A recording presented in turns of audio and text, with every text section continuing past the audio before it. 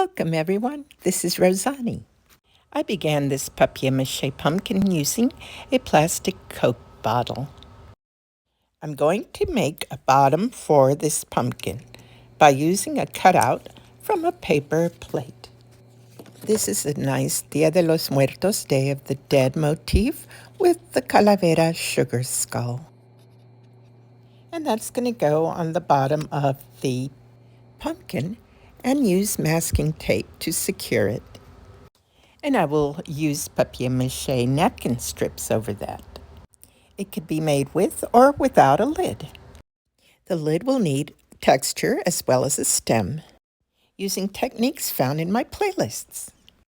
The basics are all the same, and you can find several videos with this process in my playlist. And I use liquid starch, in this case with paper napkins, which I really enjoy doing. It keeps it very lightweight.